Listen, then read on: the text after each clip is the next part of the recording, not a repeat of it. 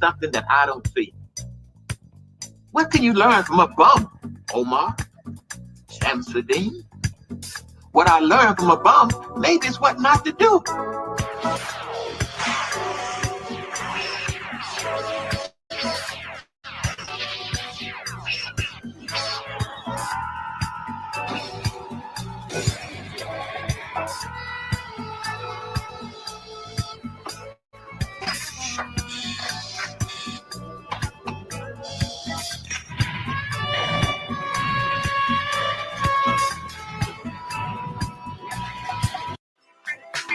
Nobody takes down Angel Snuffing Up 7 easy. There's a reason why, after 100 channels destroyed, Angel Snuffing Up 7 is still here. There's a reason why nobody want to get in a beef with Angel Snuffing Up 7. But you don't take me seriously.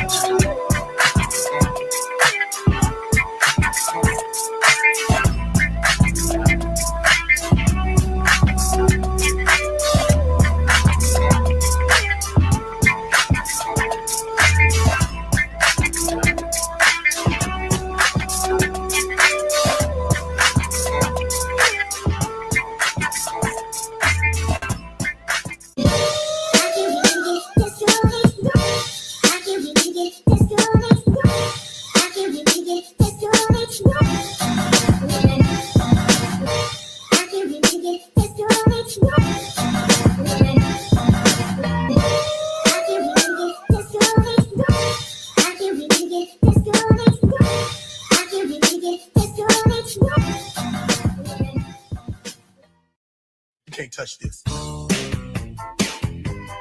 You can't touch this. You can't touch this. You can't touch this. You can't touch this.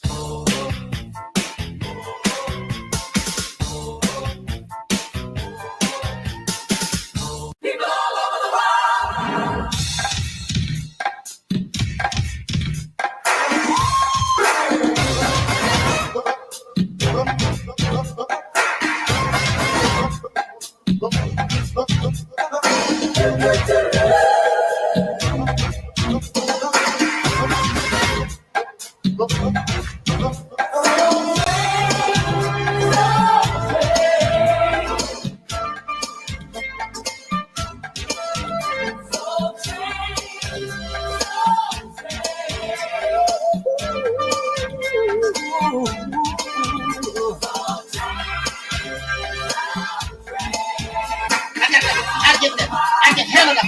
See, they say that Angel Snuffing Up 7 don't care about the people. But Angel Snuffing Up 7 cares about the people because I'm bold enough to tell you the truth, and I don't give a damn if you give me a dime. I'm not looking for your money.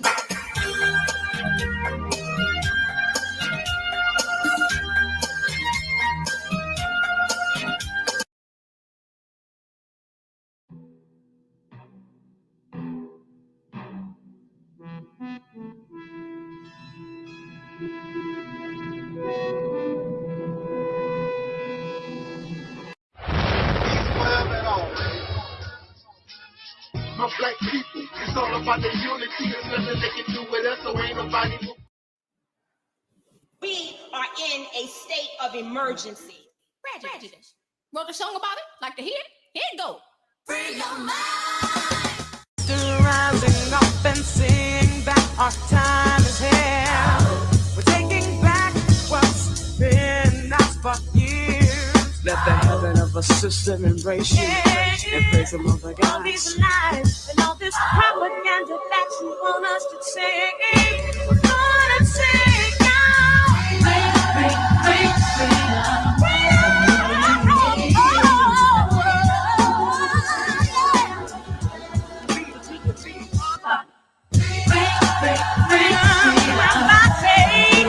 freedom from my mind, freedom for my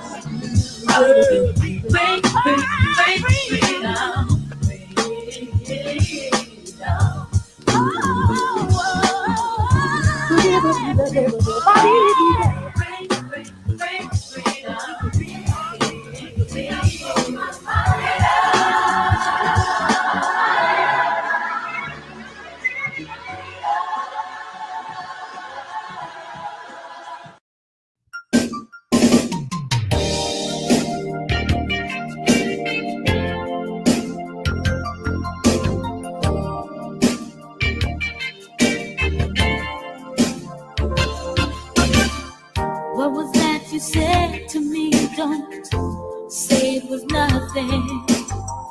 You cannot lie to me. Your eyes were talking. In the way you wear your smile, and in the way you wet your lips, it's enough to drive me wild, and I cannot take much more of it. So tell me a secret we'll share. What is on your mind? Tell me a secret way. Tell me a secret we'll share, and I will tell you mine. Roland, I know you got soul. 1, 2, 3, hit it.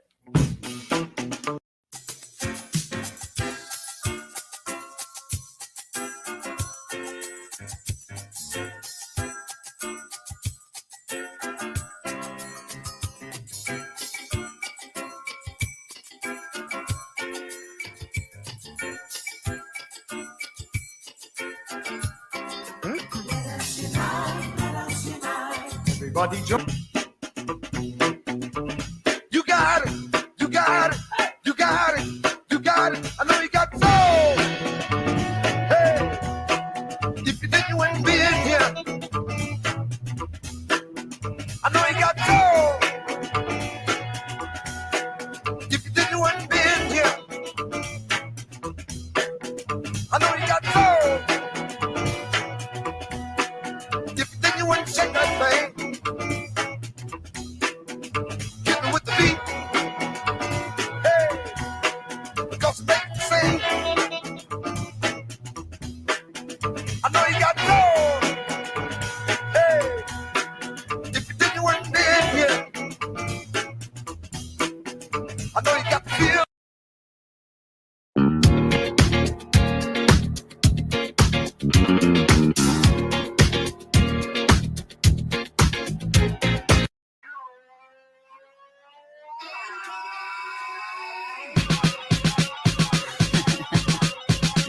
Yes. I want that. Oh, I need that. Got to have that. It's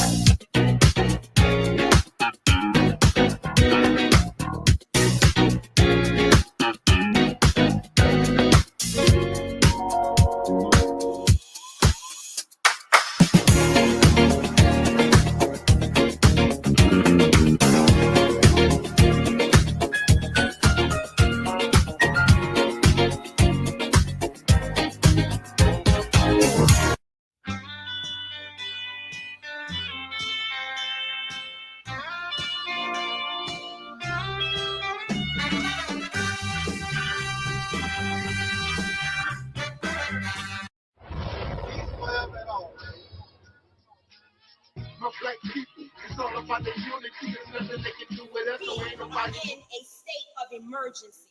Prejudice. Wrote a song about it? Like to hear it? Here it go. Free your mind.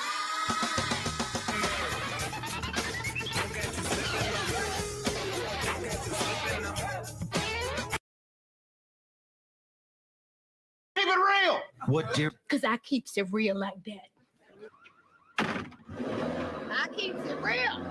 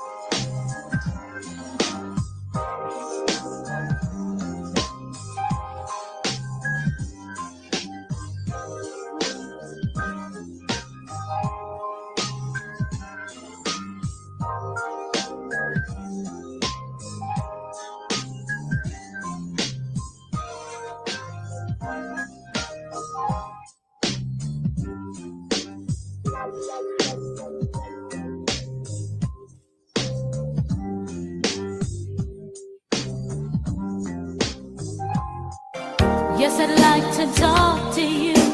Take some of your precious time. I'd like to get to know you. Would you be so kind?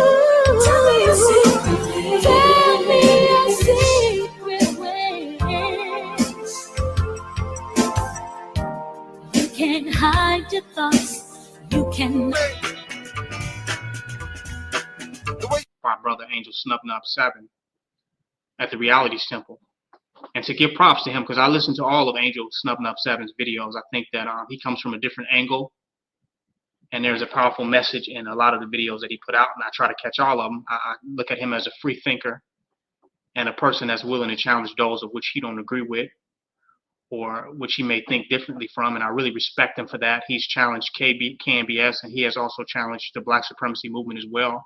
And I have nothing against that because that which cannot be challenged cannot stand and will not stand and will not survive the test of time. How many challenges we can withstand will determine how long we will be able to stand.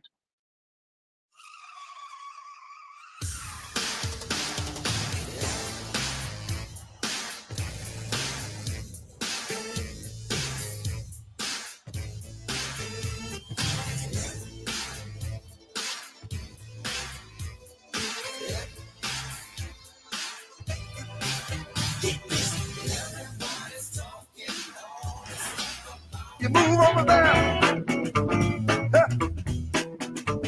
Don't let the green grass fool you. I know you don't like the faker. Tighten up your game and shake your money maker. Say yeah. Say yeah. Say yeah. Say yeah. I know you got gold. Hey, if you didn't, the music would prove it.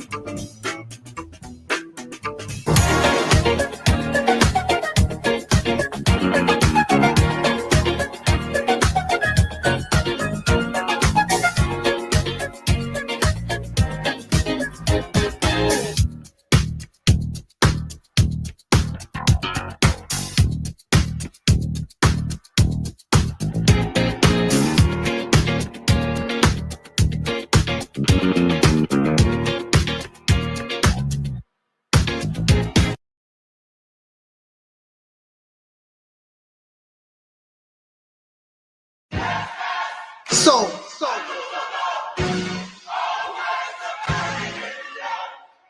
I'm not your enemy. I wanna talk. I know who the enemy is. I wanna talk. You wasting your time making mockery of me. Oh, I'm crazy. My brain is damaged. My EnVogue poster. I'm miserable in my life. All this nonsense that you talk about. And you a slave, just like me, in a racist nation. I believe that with you by my side, together we can touch the sky.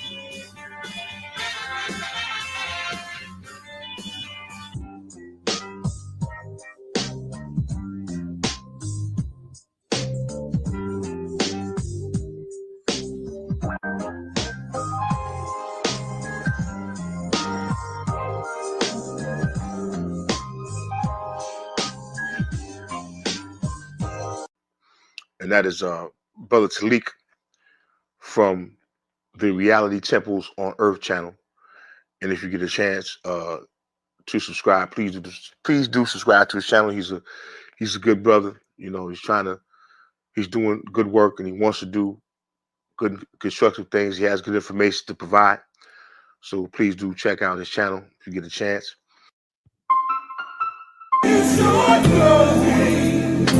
Just keep it going. Peace forever and always. My black people, it's all about the unity. There's nothing they can do with us, so ain't nobody move for me. Like the king, we make it plain and simple. Bringing knowledge and fire at reality's temple. Reality's temple. My black people, it's all about the unity. There's nothing they can do with us, so ain't nobody move for me. Like the king, we make it plain and simple. Bringing knowledge and fire. I'm a soul man, Lord. I'm a soul man. Yes, sir. I'm a soul man. I'm a soul man, Lord. You couldn't be so. You couldn't be so. You couldn't be so. You couldn't be so. I'm saying that the nation of Islam should evolve into what we call the reality's temple on earth. You don't need no Arab hand-me-down religion. You don't even need God. You don't need these things. That's good for us in our infancy, in our immaturity, when we was babies. But as we grow and mature, and even in religion itself, it says that we are the children of God.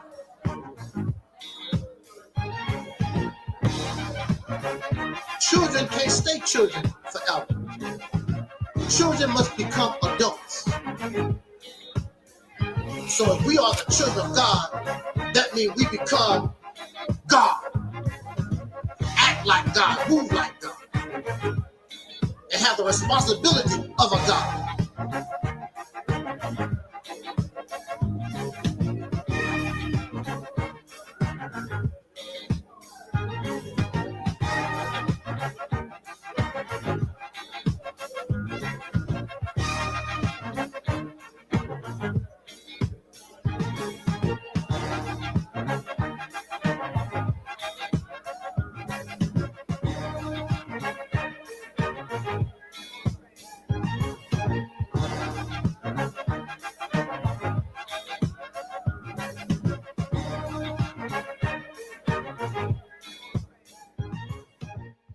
Manifest. Welcome to the Reality Tip on Earth, Dragon Manifest.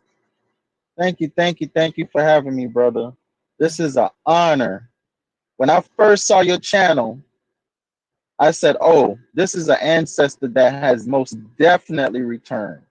Yes, most definitely. This is not a new ancestor. This is an old ancestor.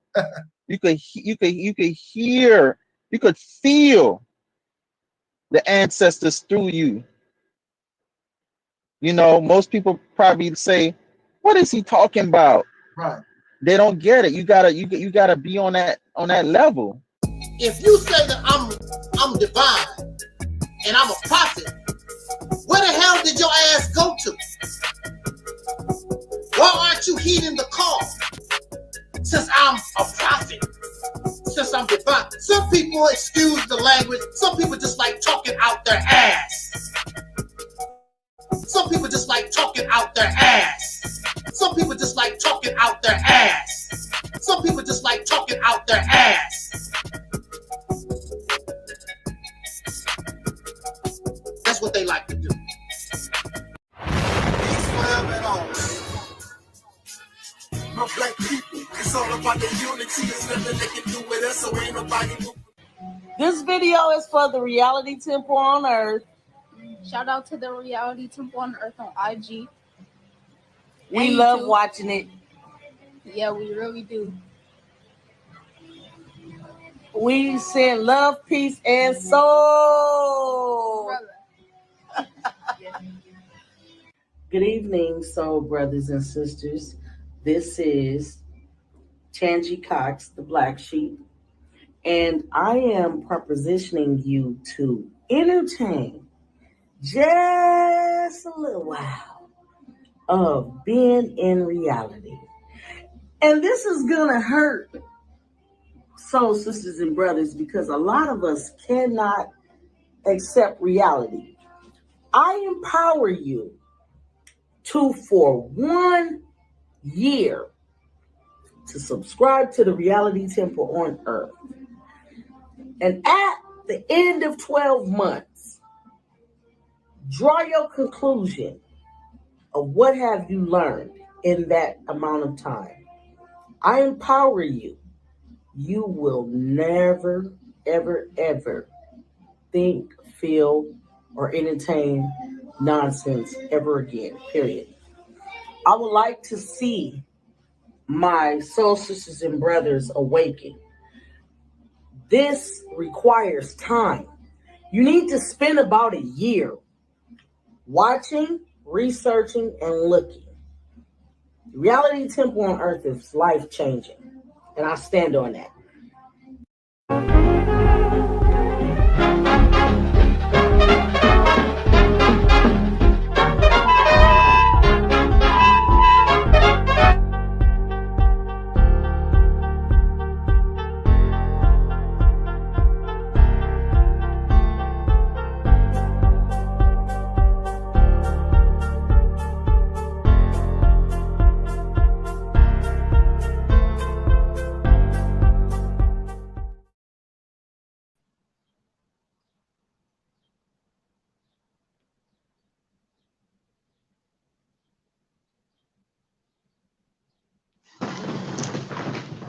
Yes, sir. Are you there, brother? Can you hear me?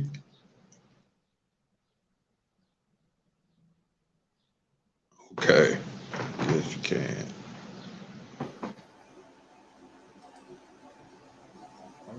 All righty. All righty then. We back in the house. We back in the house. Had a little sabbatical going on. Still ain't finished what I need to do, but I got a little time. I decided to keep things fresh. I asked Brother Taalib, did he want to come and bring us a message today? And he wanted to do that. So this is his rodeo. And if I have anything to say, I'll just piggyback off what Brother Taalib has to say. I just want to thank all of you for being so patient with us and going through some changes, I hope for the better. And we want to keep the soul train going because those who are still doing the same old, still talking the same old crap, they keep going on and on as long as they can. And there needs to be an alternative. There needs to be alternative voices to speak out against. Now, some of the things that they say is cool. I don't doubt that. I don't have nothing to say when they bring truth and things that make sense. But when you don't make sense, when it's not true, we have to say something about that. I do not want you to go through the same crap myself and Brother Taalib went through in our youth. We was bamboozled. We was tricked. We was messed up. And it wasn't by the white man. It was by Negroes. They took our youth from us because we were sincere. We thought that we was part of something that was going to do something very great. Now, just to be just, some people were sincere. But then there are those, they was doing it for self-enrichment, for themselves. They don't have no care for you or me. They don't care nothing about the black community. They're out for themselves. They have a personal agenda that they want to move to benefit themselves. They want you to be a Pan-African. They want you to be a Christian. They want you to be a Muslim. It's for them. It is not for the whole of the people. Because we know that the whole of the people, we know the masses of the people are never going to accept none of this stuff like that. It's just never going to happen. We are diverse, just like the United States is a big melting pot. We as Black Americans, soul brothers and sisters in this country, we are a melting pot. Nobody's going to be able to put all of us in one category unless you are planning to murder like they did, like a lot of other folks did. They murdered people. They killed people. They destroyed people. That's why they are the same. That's why they are a clone. Because we're not the same. Even if we come from the same mother and father, we're not the same. The deacons on Reality are twins. They come from the same mother. They're not the same. One twin is different from the other, even though they come from the same source, same father, same mother. That's life. Life is being different. Life is being able to adapt to variety and to difference. We're not clones, people. They want us to be a clone. And we're not even a clone of ourselves, of self-discovery. We are trying to manufacture ourselves to act and behave like people we never met. We don't know these foreigners. We ain't never met no damn Moor in our life. We never met a Hebrew Israelite. We just be manufacturing stuff, putting on costumes, trying to be something what we think that they was, but we don't know. What is wrong with us being who we are? What's wrong with that? Put on a Batman costume. Who are you? I'm the Batman. I'm Bruce Wayne. You just a Negro in a costume. Batman don't exist. That's how it is with us in this country. We are Christian. I saw all the black people in the crowd at that coronation crap for the Charles Prince, whatever his damn name is. You don't belong. That's their stuff. I'm so proud to be here. I've never seen a king and a queen before like that. That's their stuff. And they dressing up like Europeans. That's not you. We look so out of place. That's not us. And those kings and queens that you celebrate, they was the ones behind the slavery and the atrocities against melanated people around the earth, and you celebrating them. We some clowns, we fools. And the Black conscious community, pro-Black Panther, they will agree with me on that. But you still a clown because African kings and so-called melanated royalty, they did the same thing. They was part of the slave trade. They was part of the atrocity. I don't want to be part of none of that madness. If I'm going to have a royalty, it's going to be somebody who comes from me that we determine to be our royalty. We can make Malcolm X and his wife royalty, or we can make Dr. King and his wife royalty. They come from this us. I don't want their mess, their kings and their queens. They don't have nothing to do with me. What did they do for us? What is Prince Charles doing for us in the United States? Those people have done nothing to repair the damage that the royal family done. And that's where it starts. If it don't start there, you should not have no respect for them. That's their crap. Work on yourself. But that goes to show you that we're not a people, because as a people, we will reject that. We wouldn't have nothing to do with that. We would know better. But we're not a people. We are called a people by default. If we was a people, we would know exactly who we are instead of running around here. I'm a Sunni Muslim. I'm a Muslim. I'm a Hebrew Israelite Muslim. I'm a Kemetic Christian. We all messed up. Y'all did it all messed up. If we was a people, we would know what people we are. For real. We're a little bit of this, we're a little taste of this, and a little dab of this, and a little taste of that. We are confused as hell. We're not a people. And we're not men and women. Because we have no nation. We're not a people. To determine manhood and womanhood. What is expected of us as a people. So everybody doing all kinds of different stuff. And the stuff not working because if you was a real man, you would control law, you would control resources, you would control your women and your children and your dog Scruffy, and you would produce the necessities of your life, and you don't do none of those things. You spitting out babies, you don't make baby food, you don't make baby milk, baby shoes. We don't do none of that, Mr. Man. But you want somebody to call you a man. I'm not calling you no damn man.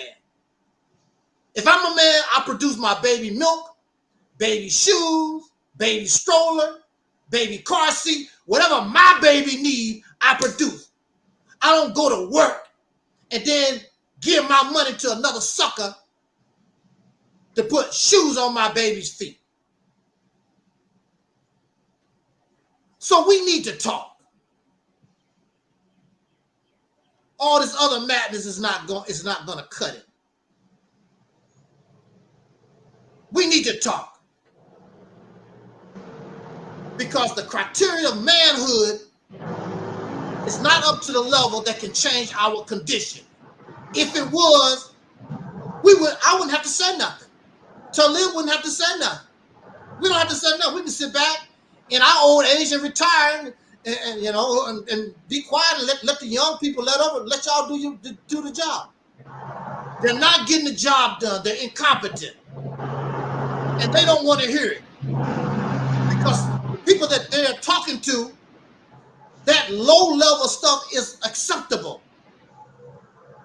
And they always say, we got to do better. We got to do better. But they don't do better. Because you don't know how. And you're not going to do better doing the stuff that you're doing. It's quite clear.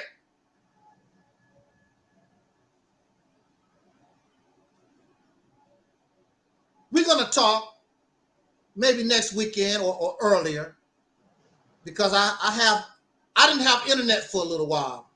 I didn't even have internet. I had a little internet on my phone, and it was limited.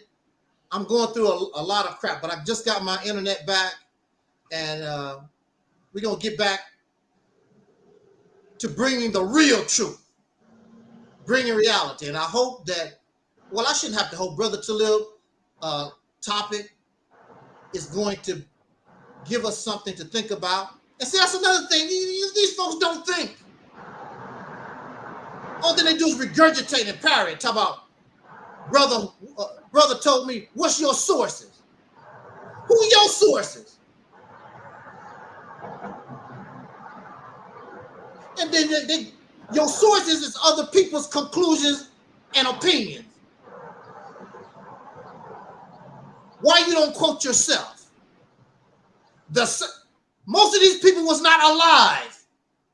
So the same way that they gathered their sources or information, you could do the same thing, because they wasn't alive during Kemet. They wasn't alive 2,000 years ago. So whatever sources that they got, you can get it. But your lazy ass sit back and just regurgitate what they talking about.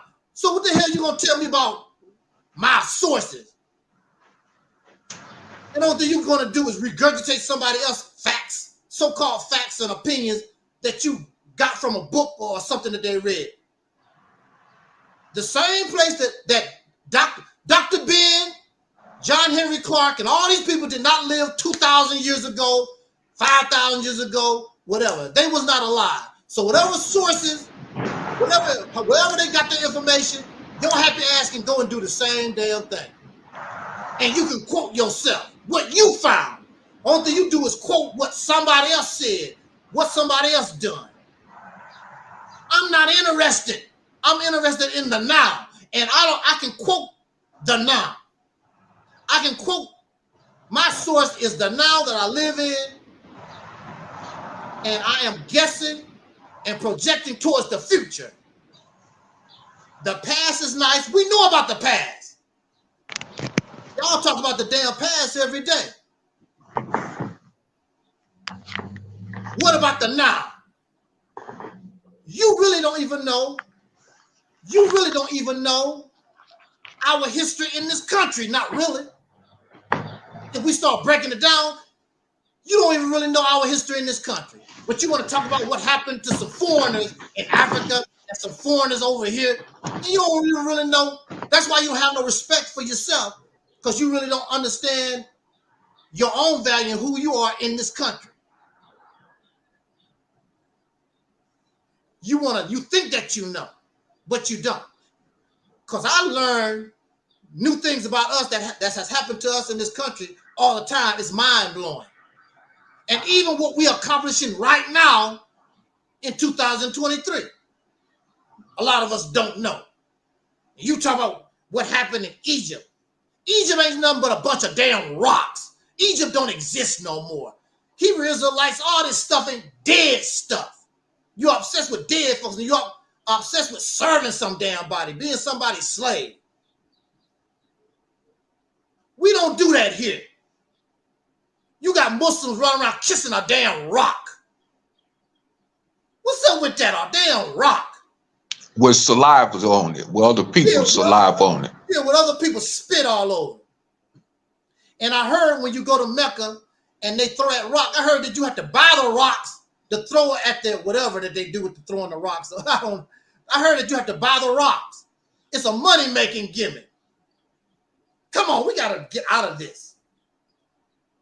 And see, my thing is, I'm not a savior. I'm not a messiah. We give you advice. It's just like you got a hard-headed relative that's a crack fiend or whatever that they're doing. You know, some of us try to save our relative. Some people you cannot save. Only thing I can do for you is give you advice and suggestions. If you don't want to heed the call, oh well, you know, I just watch you go down in flames. That's all I can do. You want to be saved? Go to the Nation of Islam. They say they save people. And they take your money and they exploit you for all you got. And once you don't have nothing, they don't give a damn about you. I know from personal experience. Brother Taalib know from personal experience. We've been through this stuff. Trying to keep you from going down a bad road. And on that note, I'm not going to hold the guest speaker no longer. I'm pretty sure he's raring to go. We're going to turn the mic over to Brother Taalib. Brother Taalib, welcome to the Reality Tip on Earth and the ministry. And the show is yours. Yes, brother. Thanks for having me on the panel today. And also, shout outs to those of you that is in YouTube land watching, that may be watching this on Facebook, and also that is in the chat section. Salute to our Deacon of Reality's family as well, and all those that support this platform. Now, moving along, I must say that,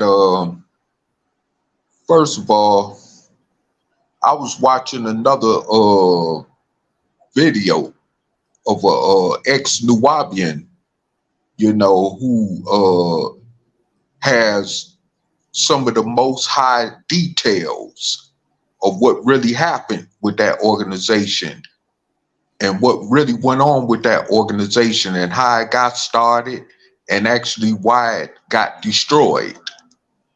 And that was the organization that I called myself belonging to, up under the teachings of incarcerated pedophile ex-leader Dr. Malachi Z. York. Now,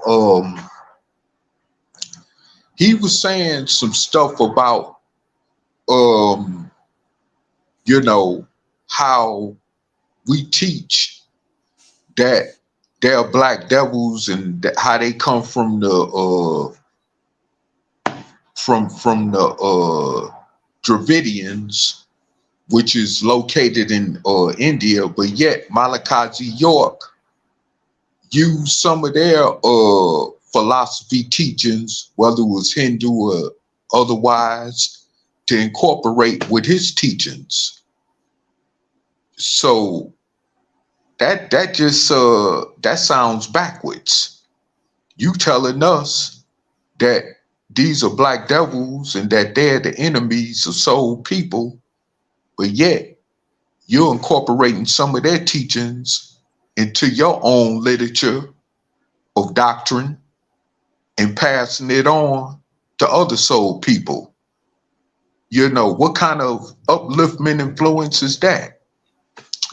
So, you know, I just want to say that piggybacking off some Brother Snub just said, when you talk about what sources do we get,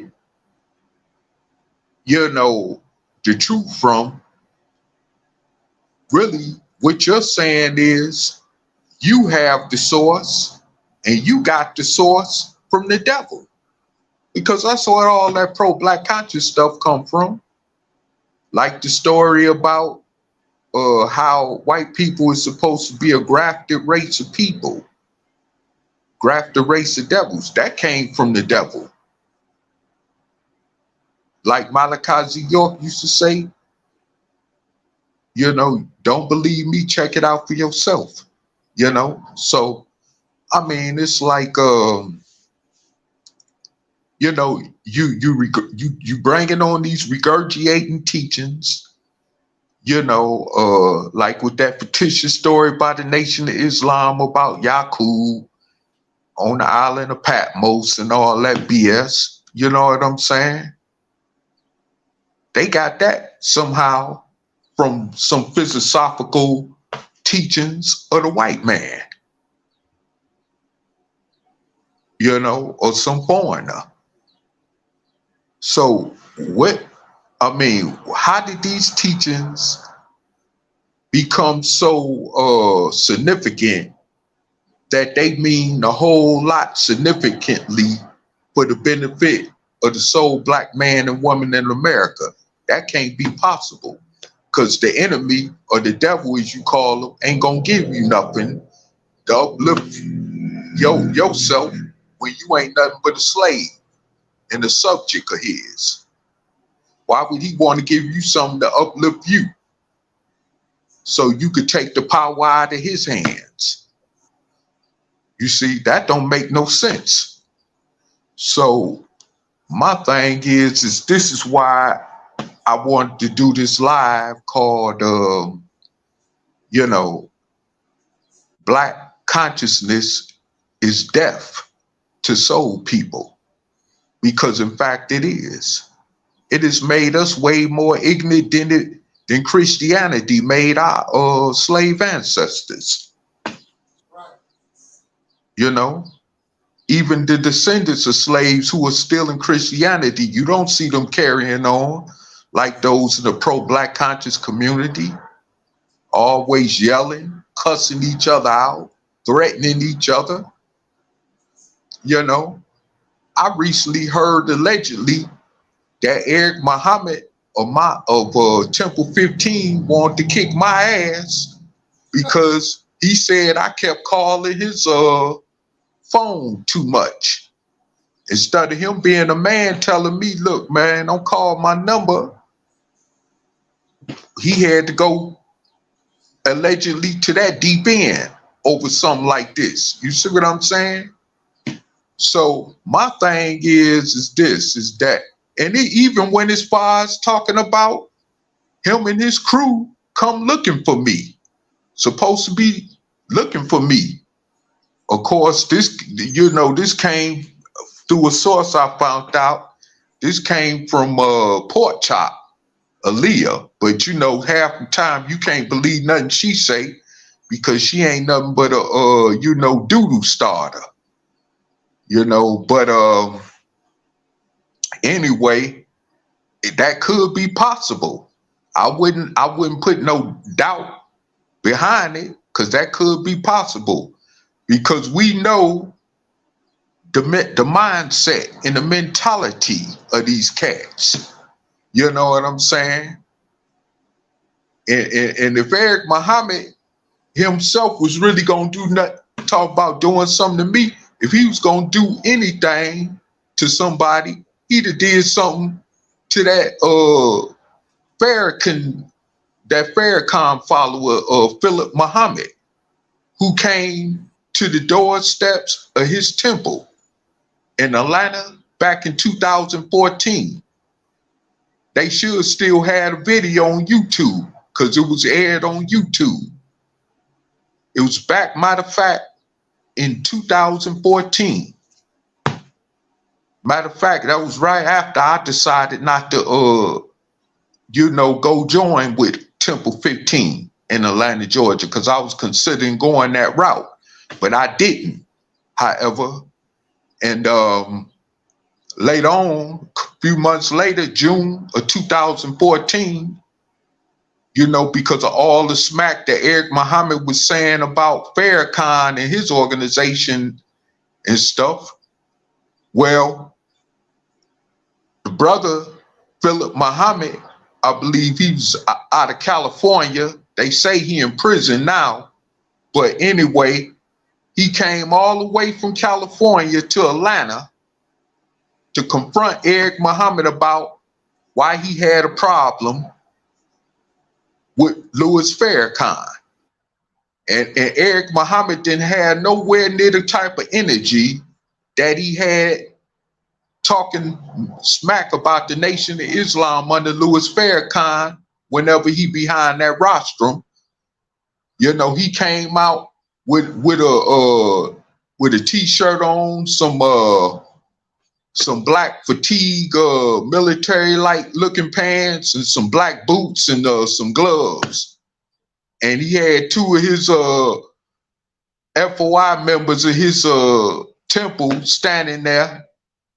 And as soon as that cat came there, they were supposed to, you know, immediately address the situation, like told him, look, you got to go, bro.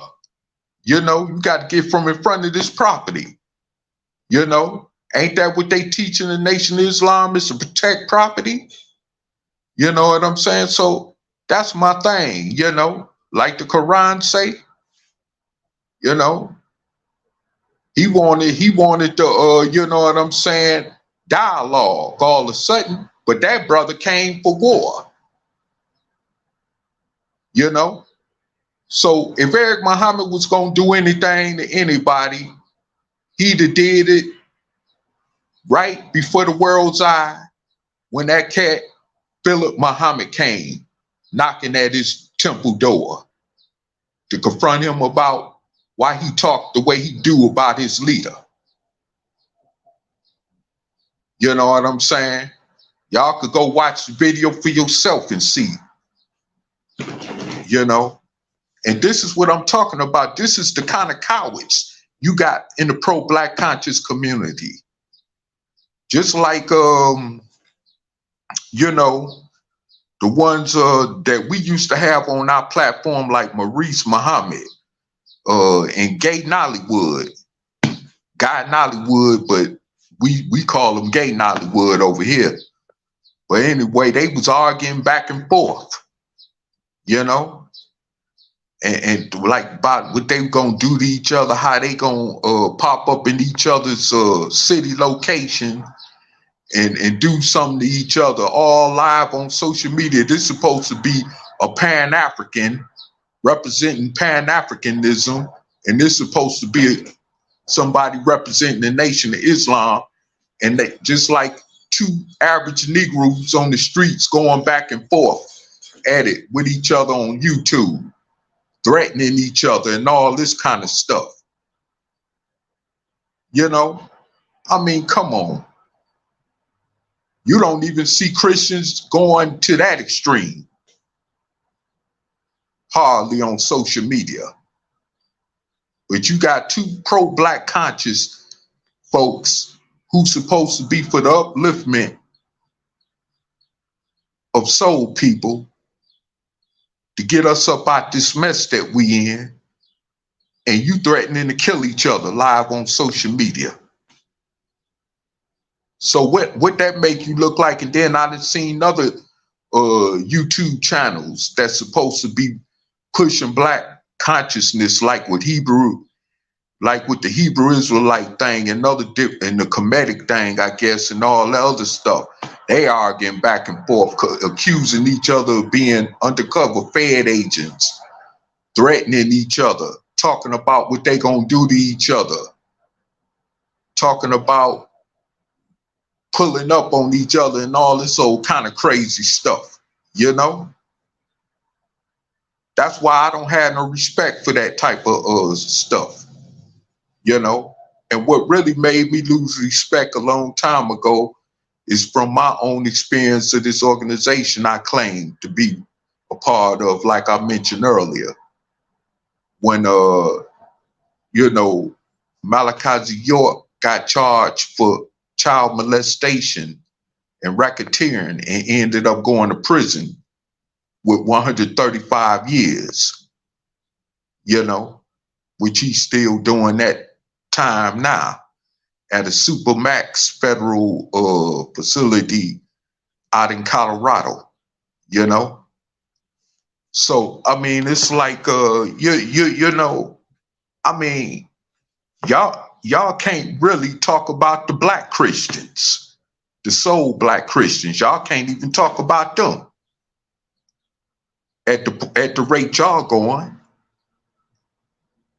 You know, I even heard that Eric Muhammad was supposed to knock out Bashir Muhammad, who was one of the early students under the teachings of Elijah Muhammad. This brother Bashir Muhammad, who say he lived with Elijah Muhammad, and that he was one of the first closest taught up under Elijah Muhammad, and then he started doing his own thing, I guess, years later. And Eric Muhammad approached him, and they got in a physical altercation, and I heard allegedly that he knocked him out. And this is what, you know, supposed to have caused Bashir, because he was in his 90s. And this was supposed to cause his health to even further decline because of that physical attack he had endured from Eric Muhammad, allegedly. That's why I'm saying allegedly, because I don't know if these is facts, actually, but allegedly. And so anyway, and I'm like, if Eric Muhammad has so much you know, admiration as he claimed for Elijah Muhammad, why would he want to punch a 90-year-old man in the jaw? You know, Elijah Muhammad died an elderly man, so you really wouldn't have had too much respect for him, especially if you felt a certain way, if you felt like you didn't agree with him about something, right? You know, that's just hypocritical. And even if you don't agree with a brother about something, that's an elderly. You don't hit no elderly. You know, I'm surprised. And if that is the case, because Basir Muhammad had sons around him, you know, and people around him, you know, so I'm pretty sure they would have addressed the situation accordingly if it did happen. But either way, you know, I just have to say that it's really crazy. You know, it's really crazy because I really feel like, you know, this whole pro-black conscious thing is really taking our people downward. It's worse than crack cocaine. I mean, you know, if you really ask me the truth, it's worse than that. It's just as worse. It's that fentanyl they say that Negroes is out there caught up on, you know? I mean, it's just bad. You know? They don't have no type of respect or boundaries whatsoever. You know, when it comes to talking to people, addressing other people, you know? And then you cowards always talking about the white man and this and that. Well, the white man still keep doing what he doing, so what you gonna do about it? See? You ain't got no plan of attack for the people that's really hurting you, that's really hurting your families, that's really hurting what was left of as a community among us. You ain't trying to do nothing to them physically. Nope. But when it comes to another black person, you understand, you steady, always trying to plot or actually carry out with doing something physically too. And that's straight up cowardism. Just like the Muslims in LA that got killed by them cops back in the 60s. And Malcolm X wanted to take physical action. And Elijah Muhammad said, stand down. Let Allah work it out, right? Well, how come they ain't feel that way about him when they killed him in 1965? You see what I'm saying? So, I mean, man, they need to, they really need to fucking stop that. Excuse my French, but they need to stop that. You know, they not really trying to liberate black people. All they trying to do, like somebody say, is make money, get paid, and get laid off of. That's all they just trying to do. You know, you don't even see these with these other issues going on with us since 2020 during the COVID epidemic. You ain't seen too many blacks getting on there talking high sedity or high power about the white man, you know, talking high power talk about the white man, what they gonna do, like with Saru Seti, all that stuff he used to talk about, banging on the beast, banging on the cracker. You wasn't hearing them talk all that in 2020 when they was killing brothers like George Floyd, you know, and like they still killing brothers today in the streets, racially profiling brothers and sisters, you know, incarcerating brothers and sisters on false trumped up charges, you know, abusing brothers in the jail and prison system, killing them and sisters off that's doing time in that system. Y'all ain't talking about banging on them, right? What happened with, you know, F the police? Y'all ain't talking like that no more, right? Man, get out of here with that BS. You know? Y'all ain't talking about addressing real problems facing us ahead. But y'all want to address and try to attack somebody else that look like you because you don't agree with something they said or did, you know? Or they don't agree with you about something. That's just straight up punctified cowardness, flat out. And that's why I'm glad I got away from them damn faulty teachings a long time ago. You know, and really I'm glad that, you know, the geographical location I live in, I don't even have to run across them type of people. I'm dead serious. I'm glad I don't even, after all that, I don't even have to run across some type of people, because I probably would end up hurting one of them. The way I feel, you know, straight up. Because I don't like the way they took advantage of me, nor do I like the way they took advantage of a lot of other people. Which I know Brother Angel Snup 7, of course, could attest to, like he just talked about, you know? You know, there's just a bunch of fakery going on. You know?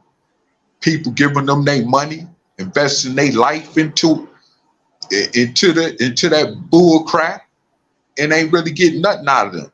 Them, they families, they children, ain't getting nothing out of it. Yep. You know? It's just a bunch of hypocritical stuff. You know, so like I said, you know, it just grinds my gears, like somebody say, you know, when I hear about this mess going on. You know? No, you still, that guy Ron Karinga that was supposed to start at that Kwanzaa stuff back in the 60s, where he was convicted and sent to prison in California around that same time for actually raping 2 of his female members of his organization called, I think it was called some lights. I forget what it was called, but slave was a word attached to or United Slaves. Yeah, that's what it was called, United Slaves.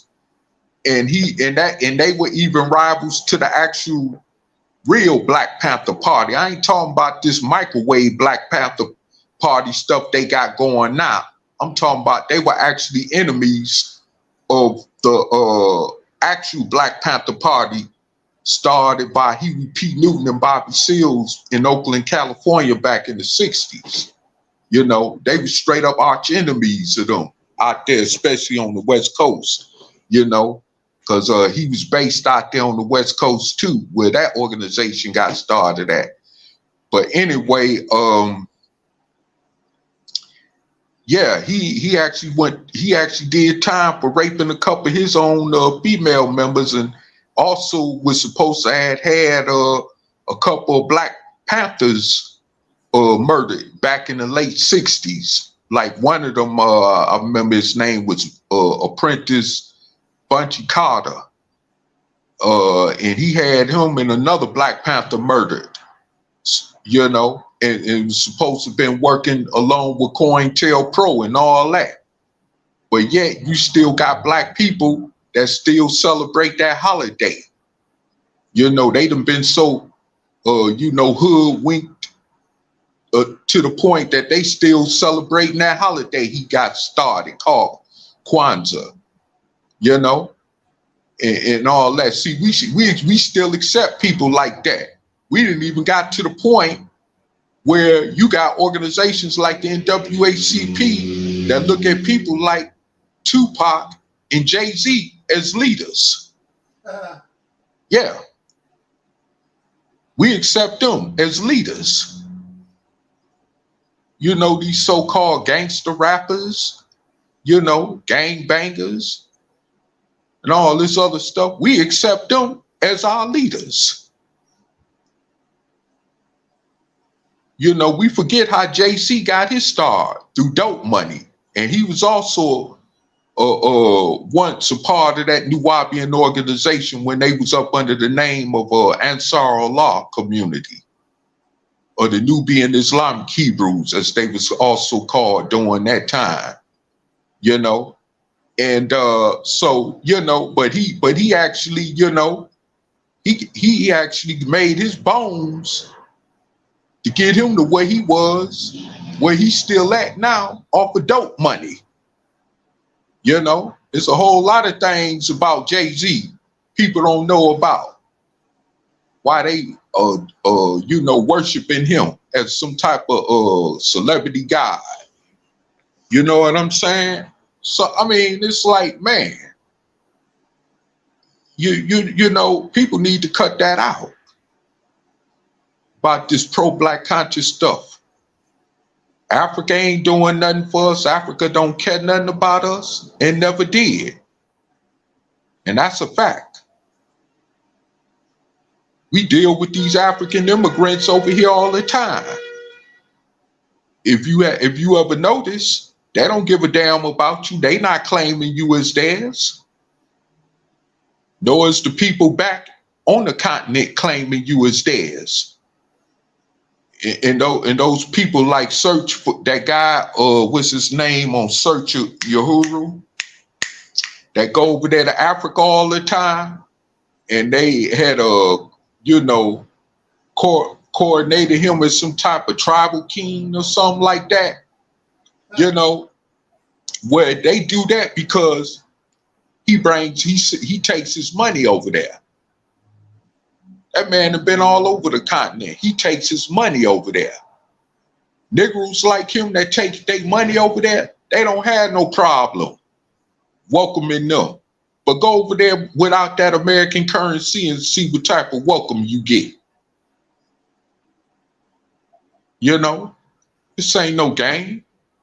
It'd have been brothers and sisters that went over there and tried to purchase land and got pushed back. Like one sister in Ghana. They actually killed her over there in Ghana. You know? So, I mean, you know, we not, you know, they don't, just like the rest of the world don't recognize us, them Africans over there on the continent don't recognize us like that.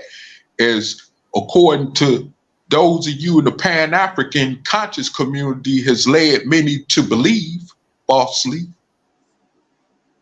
A lot of you ain't even trying to go over there. Nope. So I mean, you know, why are you even you know, pushing this narrative about back to Africa or Pan-Africanism, and you not even trying to go over there? You not trying to get on a plane to go over there. You know, I need to cut that out. I mean, that's for real. Y'all need to really cut that out. You know, because it's a bunch of bull and doodle. You know? Y'all need to really cut that crap out. For real. All y'all doing is just regurgitating stuff from some damn history that the white man gave you. Even those of you like your John Henry Clarks, your what's that brother you mentioned? Taalik, that was supposed to have been teaching about Ethiopia and all that. Dr. Ben? Yeah, Dr. Ben, all them kind of cats. Oh, Dr. Ivan Sertima, yeah, and all them, you know, Dr. Leonard Jeffries, you know, y'all need to, where you think they got their philosophies and philosophical teachings from? They got them from that same white man that y'all called the devil. That's right. So, I mean, come on, man. Get out of here with that bull crap. You know, and like you said, whose source his source. Right. We all get our source from the white man. Whatever it is, we get the same source coming from him. First of all, we ain't nothing but damn slaves. Yes. We might as well just recognize it and realize it. You know? We ain't nothing but damn slaves who happen to, you know, end up in an unfortunate situation by default. You know what I'm saying? And we not even trying to correct that mess. Nope.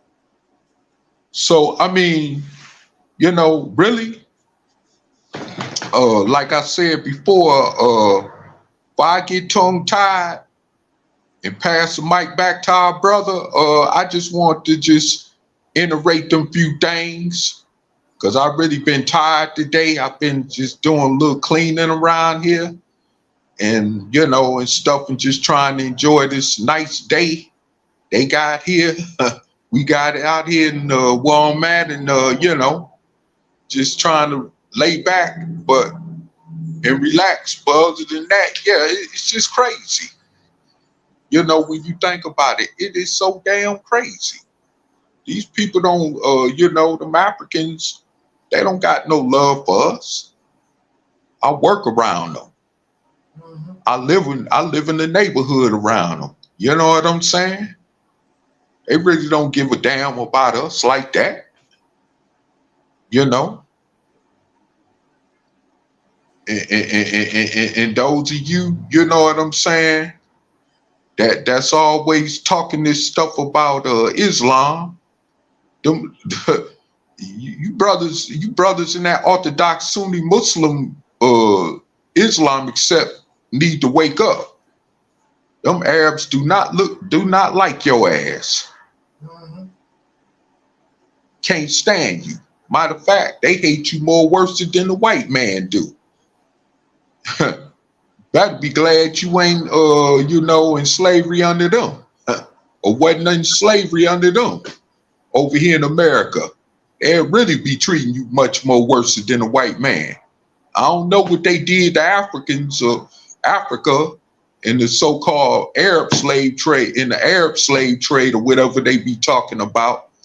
And see, you know, because I was listening to some about Eric Muhammad speaking on that, although I don't agree with him, of course, but it was something he was talking about, and it made you had to ask yourself a question like, was it really a Arab slave trade in Africa? You know, again, that history come from the white man. The Arabs never came out and told us that. You see what I'm saying? So, I mean, come on. You know, and plus they still black people in their countries like Iran and Iraq and Saudi Arabia are considered as underclass, permanent underclass. You know what I'm saying? You don't even see them in the media. Whenever the media press over here talk about them, they only show the lighter skinned Iraqians or Iranians or Saudi Arabians. You know what I'm saying? So, I mean, you know, it's like, you know, we need to just wake up, you know, and realize that we all we got. And nobody gives a damn about us. It's just point blank. Until we realize that, we gonna still keep remaining in the condition we are in as a group. And we probably gonna end up being permanent underclasses ourselves here in America. Not too long from now. And with that said, I'm gonna pass the mic back to our brother Angel Snuff 7, and now it's in your ball court, brother.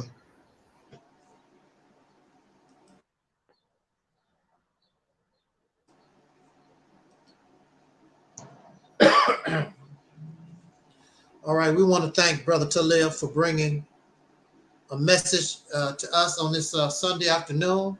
Much appreciated. I think, well, I don't have to think. I know everyone enjoyed your message that you brought. I'm glad that you did want to come and make ourselves present, because we haven't been here for a while.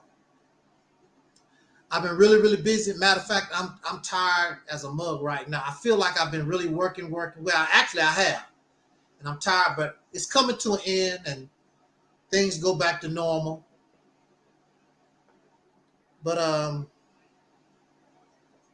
want to say, in conclusion, I have a lot of conversation going back and forth with people on Facebook.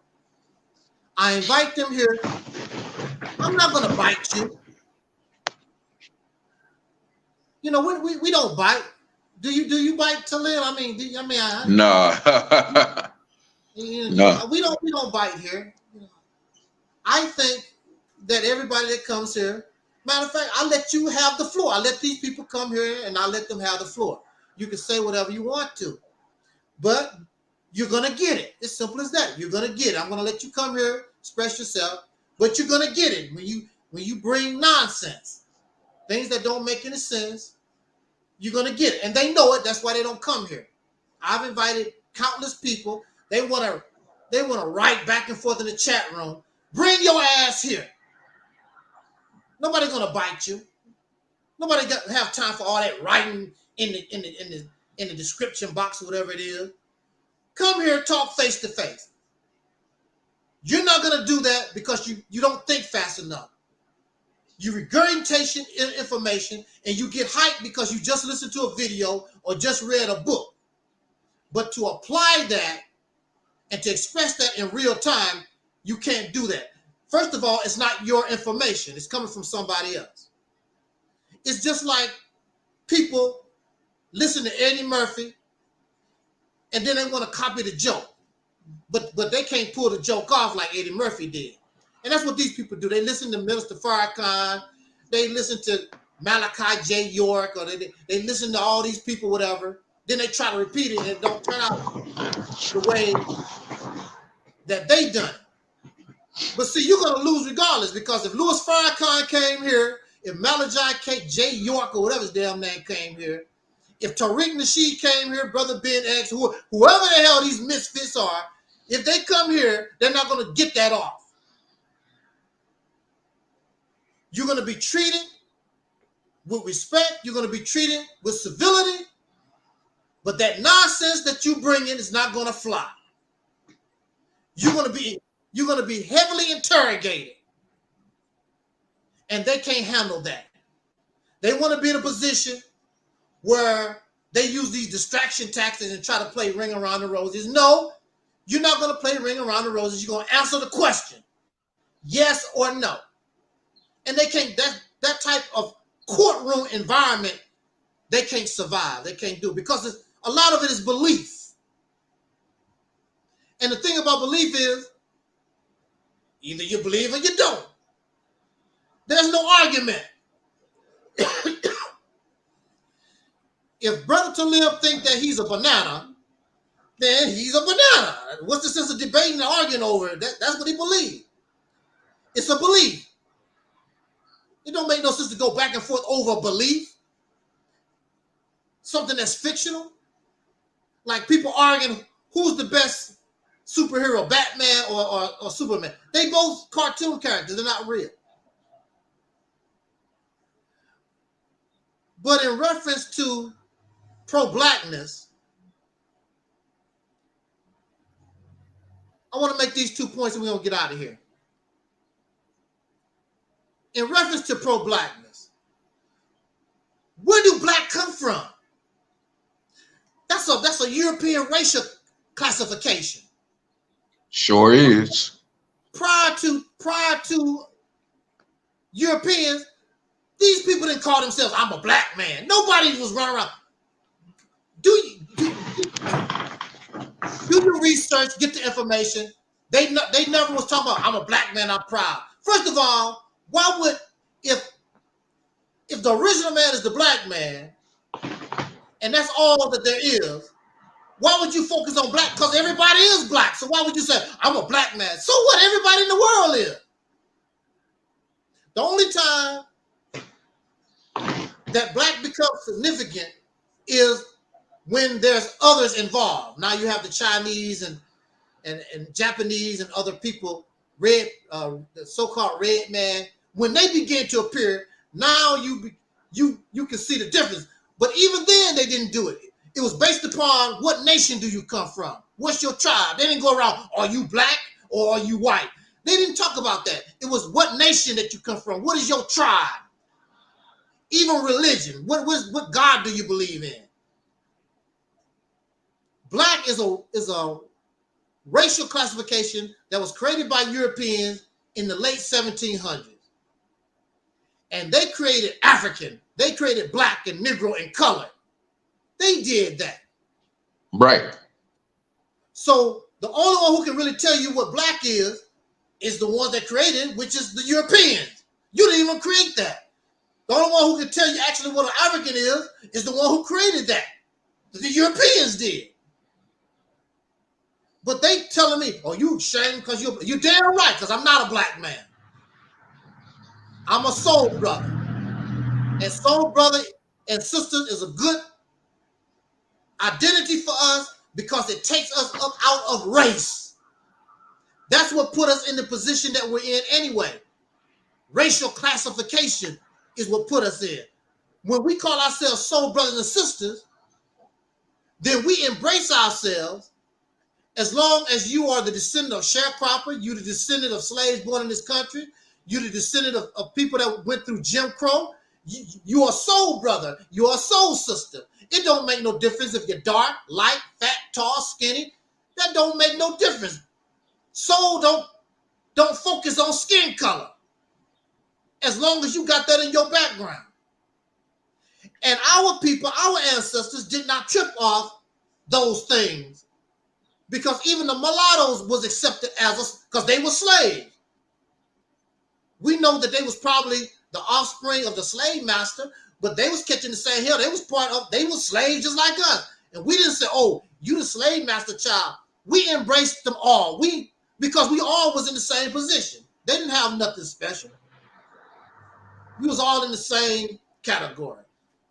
But now we free, and now we want to put everybody in the categories the same way the Peckerwood did. We didn't have no problem with mulatto biracial people during slavery. Now all of a sudden, is you biracial? I'm a pure. What is a pure Negro? What is a pure black American?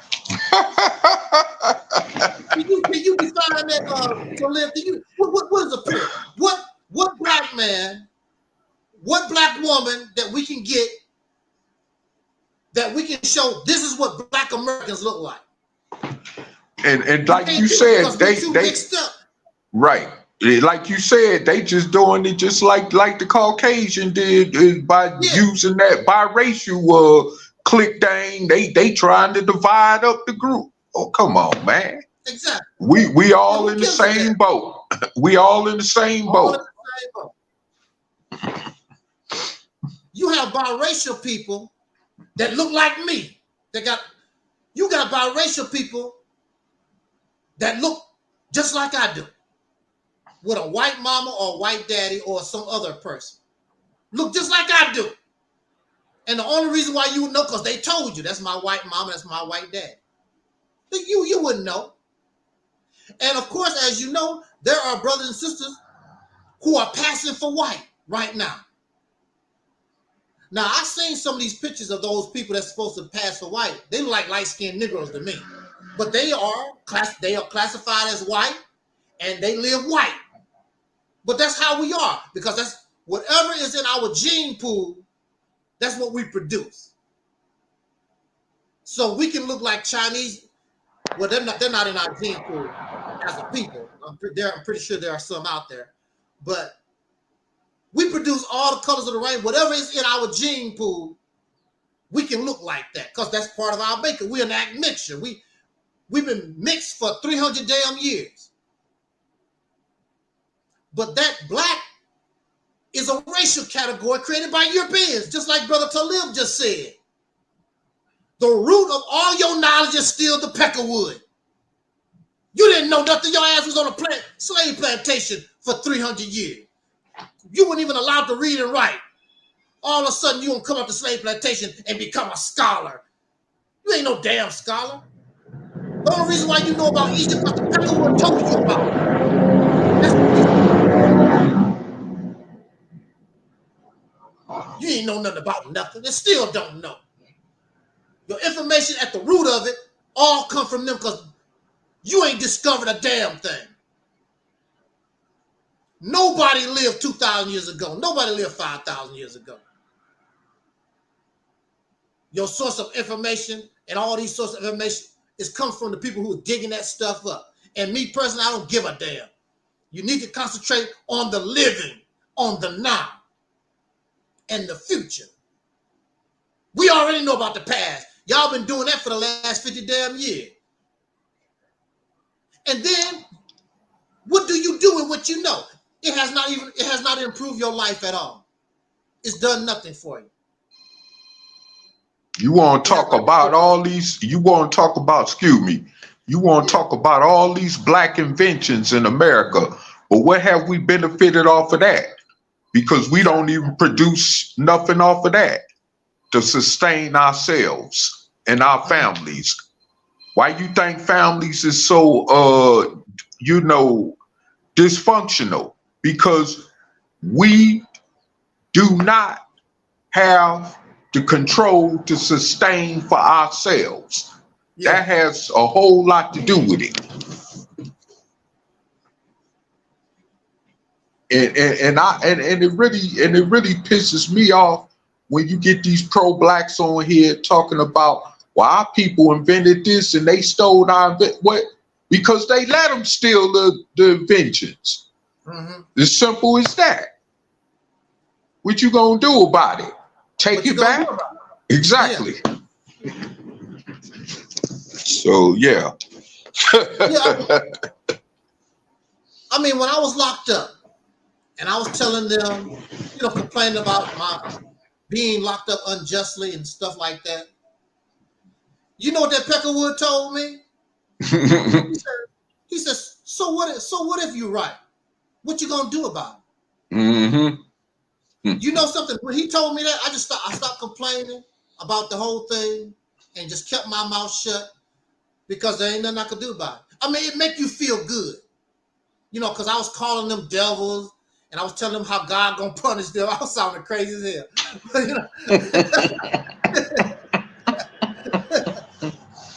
But he told me, he said, so what? He said, so what if we wrong? What you gonna do about it? And I stopped complaining. It makes you feel, all over YouTube, it makes them feel good to complain because that's all they do. But they haven't done nothing about it. You're still in the same condition. What you gonna do about it? Now, when I began to find a way to do something about it, I didn't even complain. I just did something about it. Did you hear what I said?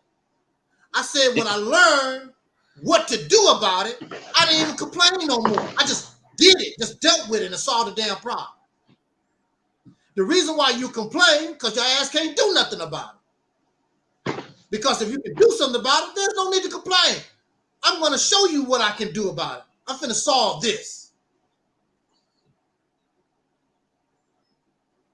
But this is what they want. This never-ending Tom and Jerry cycle. Just round and round. Jerry fighting Tom over and endless. Lex Luthor versus Batman for decades. I mean, Lex Luthor versus Superman for forever. The Batman versus the Joker forever. There's no end in sight. This is what this is, cartoon. This is cartoonish. Let me say this, and I'm ready to get out of here.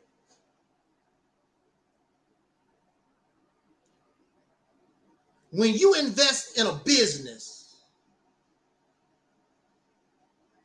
you expect expect a return. There's something called the stock market. And people are investing. They're buying and selling. People are trying to make money. People are trying to make profit. When you buy stock in a business, you are investing in the business, not only because maybe you like the business, but you are investing in the business to get your money back and then some. We have invested in religion. We invest in spirituality. We invest in all this pro-blackness, pan-African stuff. And we don't get nothing on our return. You should get angry. And we look sick to continue to invest in that which we don't get a return. You might get a few dollars, but the majority of your investment that we get is basically talk. It makes you feel good. It does not produce substance. That's not acceptable. You should not accept that. There's no business that people are investing in that they're going to keep investing in when they find out it's not profitable. What was it? Some bank is in trouble. People don't keep investing and putting their money in that bank. They want to get their money out of the bank. Our logic is insane because we keep investing in these people. They don't give us no return. It's mind-blowing. It don't make any sense, y'all. How long have Tariq Nasheed been here? How long have Farrakhan been here? And all these YouTubers taking your Cash App and your PayPal and whatever. What have they given the community? What have you gotten back? Did they send you an ink pen or something? You don't get nothing. How you gonna get angry at Angel Snuffing Up 7? Because I'm simply saying, what have they done for you lately? And people get angry. You should get angry at the people who you giving all your money to, all your time and support. They're not producing nothing. Like Umar Johnson. He just talking. Right.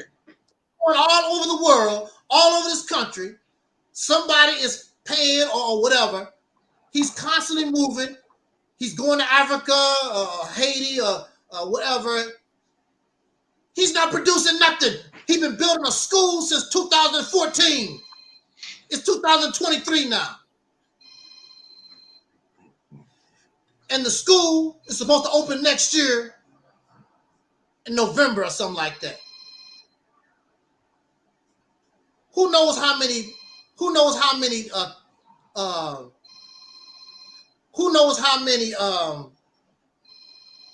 dates he's given for the opening of this school? At least 4 or 5 that I know of.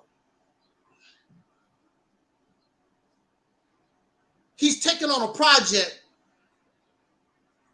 that he can't handle. You can't handle opening a school by yourself like that. It takes a team effort to open a school. You need your teachers. You need the janitors. You need a whole lot of stuff to go along with a school. And the only thing we see is Umar Johnson. Nobody else involved. How you gonna open up a school like that? So, but they invest thousands and hundreds of dollars. Tariq Nasheed just opened up a nightclub he called a museum. It looked like a nightclub. I'm shocked there's no stripper pole in the museum.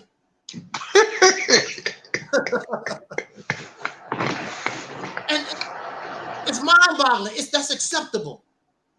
That's acceptable. And they get angry at me. They get angry at us here. because we said it's not acceptable. Oh, you a hater. How are we a hater? There's nothing to hate. You gave this man $1 million some and he gave you a stripper pole club. It's supposed to be a museum. Are you serious?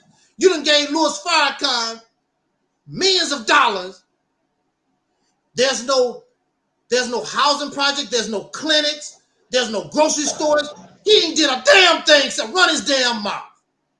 And that's acceptable to you.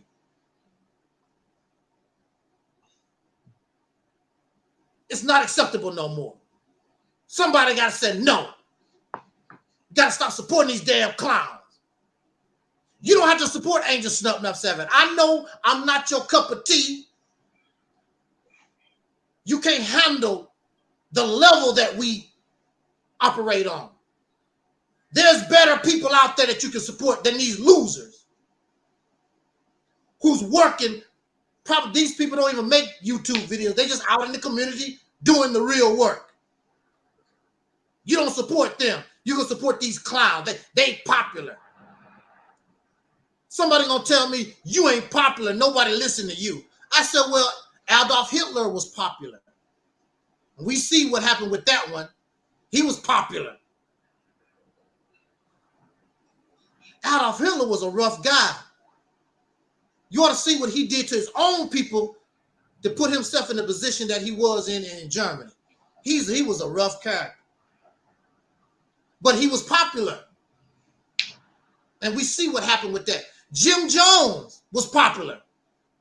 And he took those people down in there and made them drink the Kool-Aid. Mr. Popular. When did truth become a popularity contest? We see what happened with the popular folks. I'm not here to be popular. I'm here because I want a problem solved once and for all. This Tom and Jerry never-ending cycle has got to stop. Those things, that type of behavior is unacceptable. The outrageous lies is unacceptable. Unless you call it belief. Don't come out here talking about this is the truth. It's not the truth. That's a belief. Knowing, we represent knowing. Knowledge supersedes belief. I don't care about your belief. I don't care about my belief. We care about the facts to the best of our ability. Knowing supersedes belief. And when the more you know, the more you begin to reject belief. Because that's just useless. Because I would rather know a cab is coming than believe a cab is coming and I'm stranded somewhere.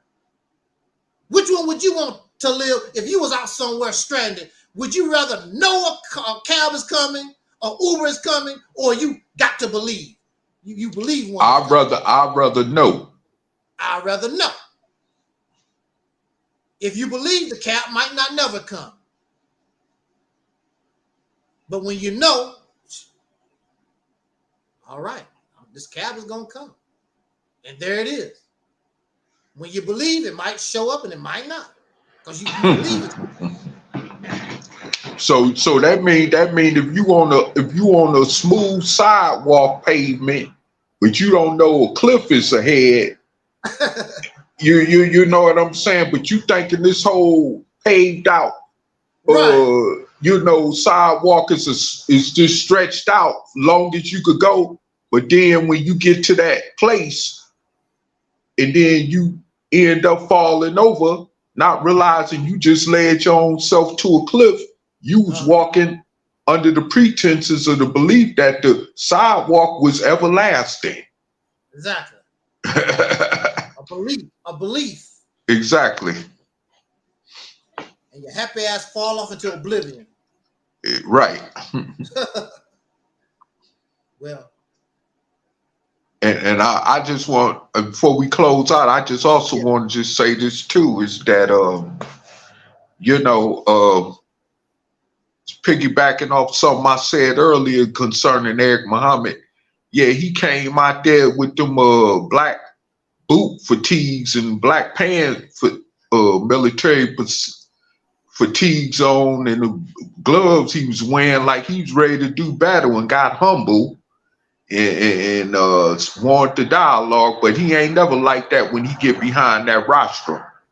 But you know, so I'm like, you know, this is what I say about the pro-black conscious people like that. You know, the only time you're willing and ready to full-fledged attack somebody is when you figure that they're weaker or that they're not really a serious threat to you. Because he know that he can't go up against Farrakhan's people like that. No. He ain't got enough backup to really take on Farrakhan's people like that. So that's why Eric Muhammad responded the way he did to that situation. You see what I'm saying? Yeah. Eric Muhammad talk all that high powered stuff behind that rostrum, but he ain't stupid. He know what time it is. You know what I'm saying? Right. So I mean, it's like you know, and that's how these Negroes do. You know what I'm saying? They figure don't nobody care about you. Just like even during the time when the Nuwaubian organization was like doing back in the 90s, they'd jump on people, kick people out of the community, you know, take their wives up from them, you know what I'm saying, and all kind of stuff, you know, and kick them out of the community after they tried to stand up against that. And, you know, they figured it wouldn't be no reprisals because didn't nobody really care about them people because they came to us. So obviously nobody cares about them. But wait a minute, hold up. You're supposed to be there to uplift and help them, right? You see what I'm saying? So all that BS there, you know, this is the reason why I would never, ever, ever, ever, I don't care what the situation is, how bad it got for soul people, I would never refer them to none of them pro-black organizations. Like what that Ben Yahweh cat did to his ex-followers, had a lot of them killed because they left his community and because they disagreed with what he was doing. You know what I'm saying? Yeah. And had even his own cronies out there killing people. And it was black people. It wasn't no white people. That's right. Even though Ben Yahweh said, if you find the devil, chop his head off and bring him to me and sit his head so his head could be on the plate right in front of me. But they didn't, you know, exhibit that type of mentality physically against white people or any other group of people, but other soul people. You see what I'm saying? Yeah. So, you know, that's the reason why I say that my message to you as soul people across America, stop listening to them clowns on social media and even out there with your boots on the ground. Stop listening to them clowns because they ain't got nothing for you. Whatever they coming with in the name of pro-black consciousness, they simply don't have nothing for you. Exactly. And that's my message. And also too, you know, I want you to know it's a brother named Chuck Morgan. He has a channel. Go Google it on YouTube. It's called Chuck Morgan. Just Google Chuck Morgan. And you're going to see an avatar with Malachi Z. York's face in the middle, with his mug shot in the middle of a round Federal Investigation Bureau's logo. And that's his channel. And it's on that logo it says guilty. But anyway, go watch that brother's channel. For those of you that's thinking about becoming a part of that Nuwaubian organization, those again that are thinking about becoming a part of that organization, go on that brother's channel and get the truth. That's all I got to say. He's very credible. He knows what he's talking about. He was in a high position in that organization. He knows what he's doing. He was in one, not in the high top organization, but in one of the semi-high organizations of that, position of that organization. So go look at his channel and check him out. And, you know, and you would never, ever, matter of fact, once you get through hearing what he got to say and the proof he puts forth on them videos, all you got to do, you would never not only want to join that organization, you might not want to even join any of them other pro-black organizations after you hear that. Because some of that stuff that happened, like with child molestation, happened in the Nation of Islam. And who knows if the Pan-Africans is not practicing that. We don't know that. You know, what the Hebrew Israelites, we don't really know what they doing. You know, they talk all this stuff like they all highly righteous when they talk about the Christians and when they talk about other groups and stuff. But we come to find out that they got some wickedness going on in their organizations. You know. Yes. So I mean, we really need to go check that brother's channel out. That's my advice to you. And I just want you to also know too that you know, wherever city you living in, where you got a lot of them organizations located at, whether it be New York, Detroit, Cleveland, Atlanta, Baltimore, Miami, or where also Chicago, where you got Farrakhan and his headquarters at, you know, whatever cities them people are located in and you live there, and you're thinking about joining one of their organizations, just take a second look and examine before you think about really joining them organizations. Because if you do, you will be disappointed at the end. Sure will. And I mean, that's just real. You will be disappointed at the end. And you don't realize and understand that a lot of them organizations is also connected with law enforcement. Something I recently found out. You know what I'm saying? They all tied in with that Masonic stuff, you know, and that's tangled in with law enforcement, and that's how they keep control of them organizations, you know. So, but either way it go, you know what I'm saying. I'm not saying that I know all the ins and outs about that situation with the Masonics, but if you look back, you know, Marcus Garvey practiced Masonry, Elijah Muhammad practiced Masonry, Noble Drew Ali practiced Masonry. You know what I'm saying? So, I mean, it's a connection, and even Dr. Malachi Z. York claimed Masonry. And to the real Prince Hall Masons, you know, made him shut that down because he wasn't considered a legitimate Masonic order. His organization wasn't considered as being a part of that legitimate Masonic order. But, you know, like I said, though, just be careful. That's all I'm just saying. Be careful of what you're getting into when you're dealing with these pro-black conscious groups. You have to be very careful because they have a very devious history and a very devious history and a very devious presence, you know, of what goes on in them organizations. And you don't want to be a part of that, and you don't want to even subject your family to that in no kind of way.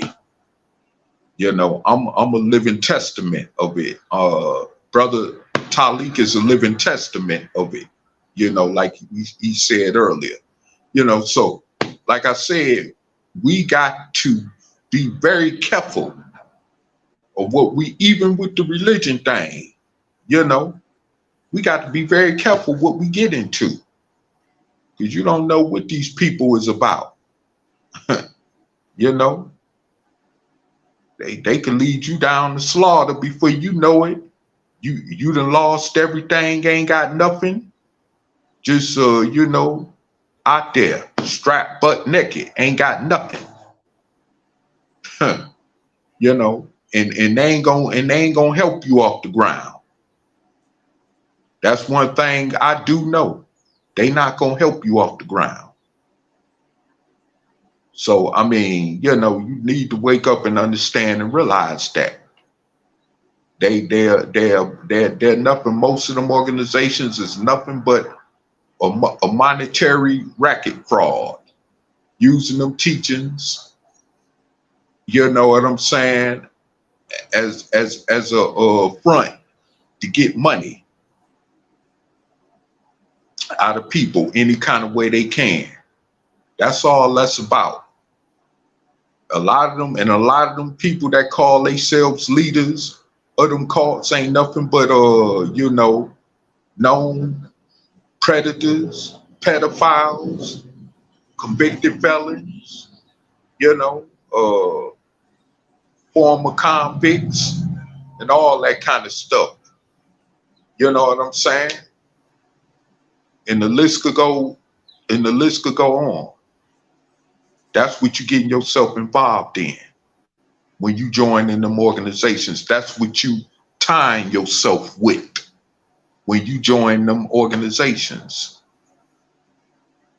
You know, and this is no shots at people who've been to prison or who've been out there and did things, you know, and changed their lives around like I have. You know what I'm saying? But I'm just telling you what you getting yourself involved with when you join them organizations. You know, we didn't know that Dr. Malaki York had did time in prison for rape, for having sex with a minor back in the 60s, way back in the 60s. Yeah, a lot of us was tunnelly blind to that fact, you know. And then you got the Nation of Islam with Elijah Muhammad, you know, caught up in a similar thing. You know what I'm saying? You know, so we don't know, you know, we don't know what kind of criminal mischief is going on with the leadership of them organizations.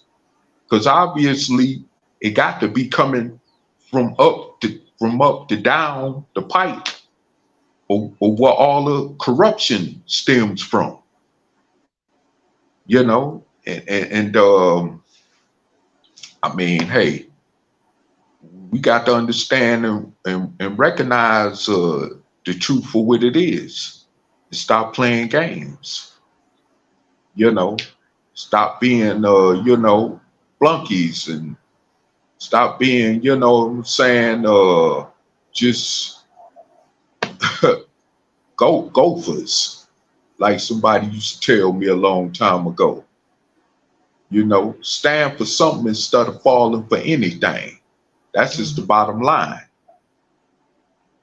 you know, with that situation, you know. So, I mean, hey, I'm glad I was able again to come on here and talk about this, you know, and to share with the audience, viewers, the viewing audience about what's happening, you know, because this thing is very serious with these pro-Black conscious organizations, you know.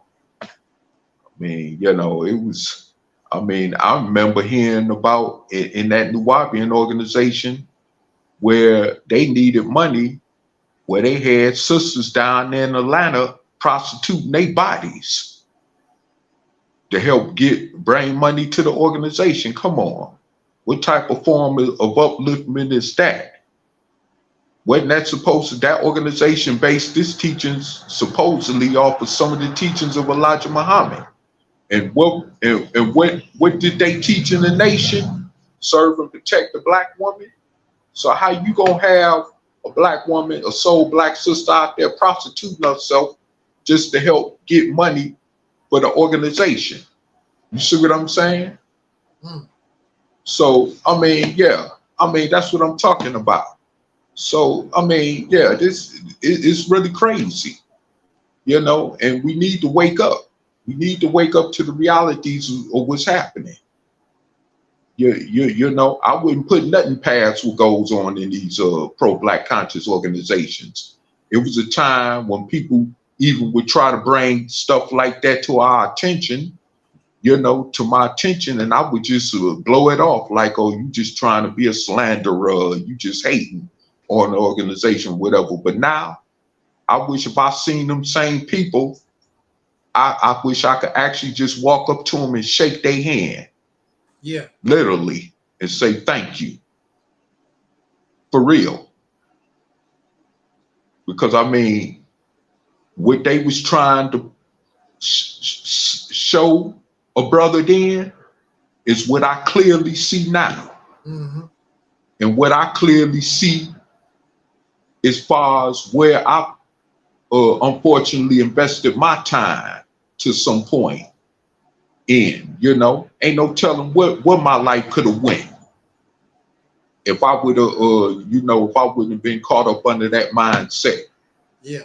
With them pro-black conscious teachings. So, I mean, you know, I just want y'all to know that is serious. It's very serious. And, you know, it's like being in a cult. It's a cult, which it really is. It's just like if you was in any other cult.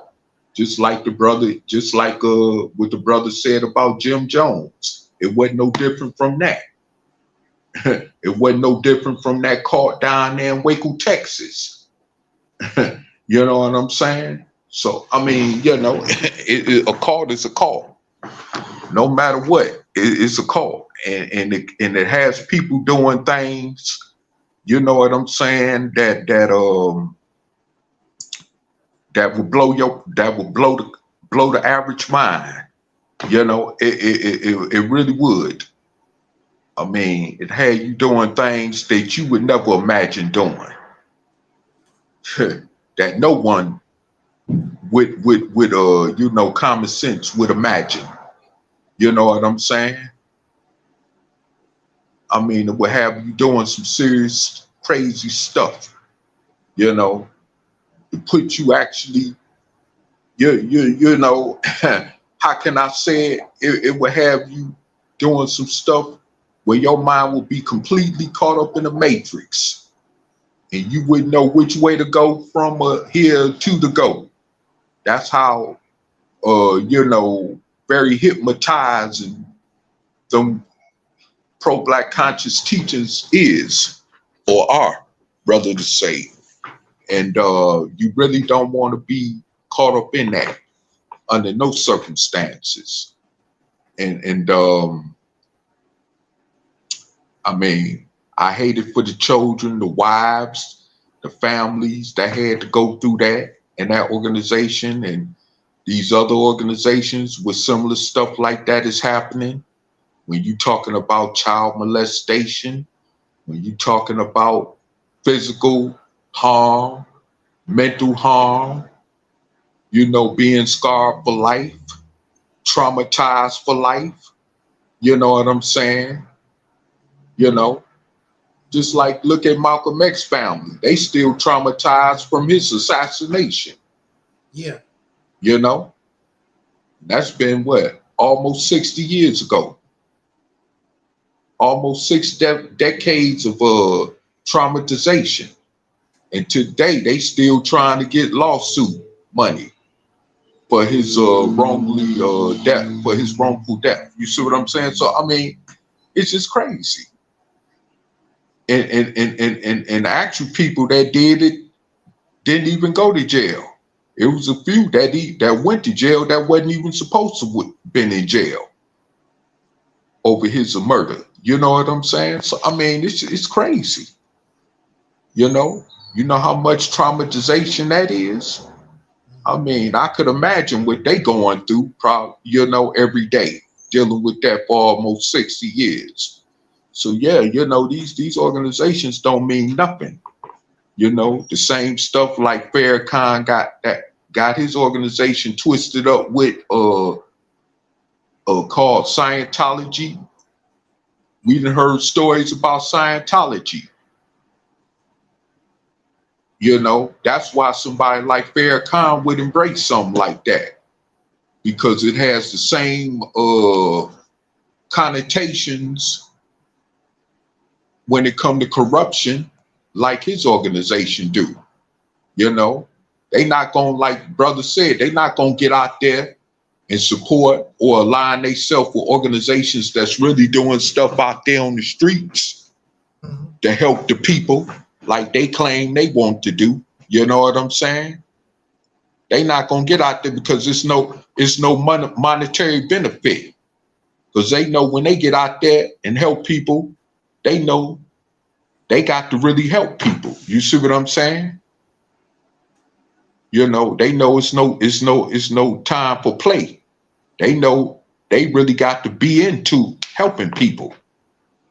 And they know that their money is not going to easily come to them like the way they got things set up in their organizations. You see what I'm saying?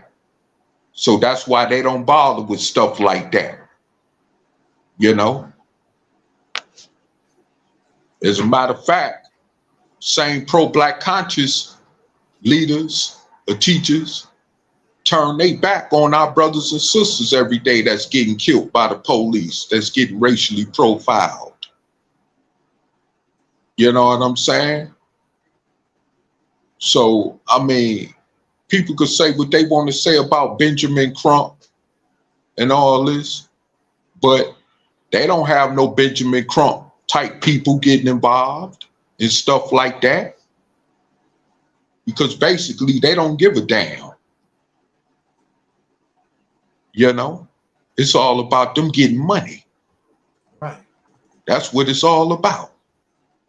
And with that said, once again, I'm gonna turn the mic back to our brother Angel Snup 7. But that's all I wanted you to know, and I will continue on promoting this message to help wake up other soul brothers and sisters in America, especially that's about to get themselves involved in that type of foolishness. And thanks for listening, brothers and sisters. All right.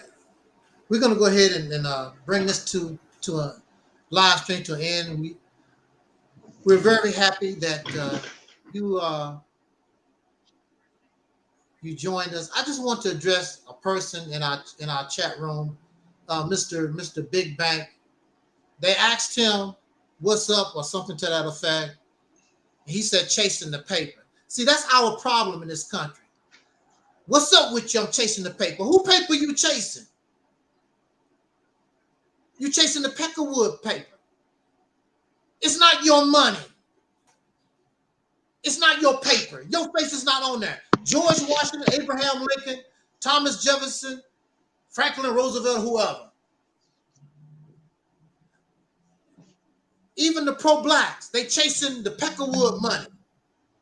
Your success is based upon how much of the Peckerwood money that you can get, rather than how can I put myself in a position to develop my own currency.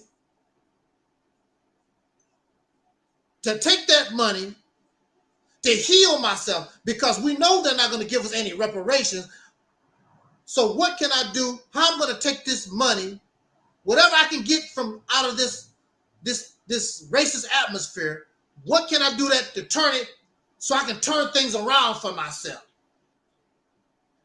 They're going to take the money, they're going to take what they get so they can try to live like the Peckerwood. That's what it's all about. You're comfortable in this. As long as you can get 3 biscuits on your plate, you can wear a fur, wear diamonds and gold around you. You don't care nothing about being a Negro slave in this country. You don't care nothing about the Tom and Jerry cycle. This stuff, and you hand this mess to your children. When you dead and gone, the Tom and Jerry continue. It's not acceptable. Should not be acceptable.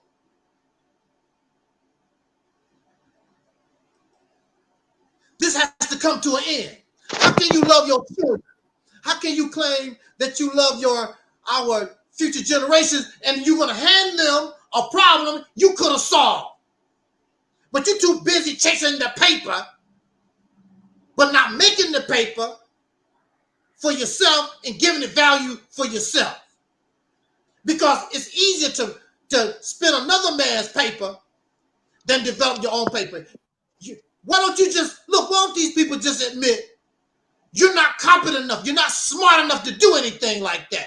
You're not leadership material. The only thing you know how to do is follow people. The only thing you know how to do is serve people. You don't think worth a damn. Why don't you just admit that? Stop trying to be like you got the supreme wisdom and you some big shot intellectual. What you produce shows exactly where your intelligence is at. You're not able to produce nothing except try to copy the slave master and his children. And I use that. I want to talk about that real quick because that's a lot of our attitude even in the pro-black. How can you be Minister Farrakhan? How can you be Tariq Nasheed? How can you be these people that talk against the dominant society, but you want to live like the damn dominant society? You want to be the dominant society and live and be just like them. This goes to show you that they are frauds. The purpose of the American Revolution was not to be like England. The purpose of the American Revolution was to get out from England and do my own thing. They didn't care nothing about Britain and their money or nothing like that. Leave me the hell alone. I'm going to do for myself. And these are men. These are adults. These grown people. You don't want no damn better. And you want to get angry at me because that behavior is not acceptable. It's not acceptable here. You can go somewhere else where that's acceptable. It's not acceptable here. The Tom and Jerry mindset. The devil and Satan just fight forever. How long the devil and the Satan been fighting? 2,000, 3,000 years? The fight never stops. Just go on and on, round and round, like a dog chasing his tail. You should be sick of it. This comes to an end. And that's why they don't like reality's tip on earth. It's time for it to come to an end. Why don't you admit you don't know what the hell you're doing? So since you don't know what the hell that you're doing, why don't you give somebody else a chance? I can't do no worse than what you're doing. We can't do no worse than what you're doing. Give something new a chance. Y'all selfish and arrogant people. But that's all right. I like to sit back in the cut and watch you go down in flames. Because you're not smart like you think you are. You're not as intelligent. You don't have no damn supreme wisdom. We got the supreme wisdom. We got God on our side for decades. Look at the condition that you're in. With God on your side, and you have all this information and spirituality and all this stuff that you got. Look at your condition. You don't like Angel Snutting Up 7 because we are a mirror to show you the reality of what it is. That's why you don't like us. And for me, you think I get some kind of joy? I don't get any kind of joy. But it's the truth. If you got bad breath, I don't want to embarrass you. I want to take you to the side and say, hey, brother, you need some mints? You need a piece of gum? Unfortunately, at this point in time, you need some embarrassment because you're too damn arrogant because ain't nothing wrong with you. Your breath don't stink. Like Brother Taalib always said, your doo-doo don't stink. You think your doo-doo don't stink. Oh, it does. It does. You smell like shazit. Yeah, you do. And somebody need to tell you, you smell like shazit. Because trying to be nice to you don't work. So we got to keep it real. Yo, your breath stink, your ass stink. You need to get in the bath. You need some mouthwash. But you so damn arrogant, you still go on with your stinking ass on down the street. So we just sit back and watch you go down in flames. Because I'm not your damn savior. I told you you stank. You know you stank. Take a bath. And on that note, we're going to get out of here. Again, thank you, Brother Taalib, for bringing your message to us today. And maybe this weekend we'll come back live, or maybe sometime during the week. You might be shocked. We might go live at 1 o'clock in the morning, 2 o'clock in the morning. Things have changed, y'all. Things have changed. I might come go live later on tonight, 1 o'clock in the morning. If I feel like it, I'm gonna do it. Because things have changed, y'all. I can't tell my business like I used to, but things have changed. So on that note, thank you again, Brother Taalib. Thank you, of course, the Deacons of Reality, Mellow Cap, Almond Delight. I haven't seen Almond Delight in a while. Shout out to Almond Delight. Haven't seen Sister Ann in a while. Shout out to Sister Ann. All our people. Let me see if I can get our people real quick. Okay. Sean Davis, Brother Christopher Steffens, Tafari Smith, Angela Hines, our people in London, England, the resident and just acting, Sister Tangi and her people out in California. I think I got everybody. What about out in Belgium? Oh, yeah, our people in Belgium. Brother Geron in Belgium.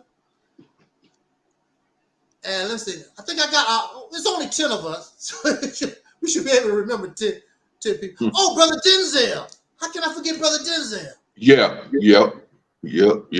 Brother 47, haven't heard from him in a while. Oh, yep. Brother 47.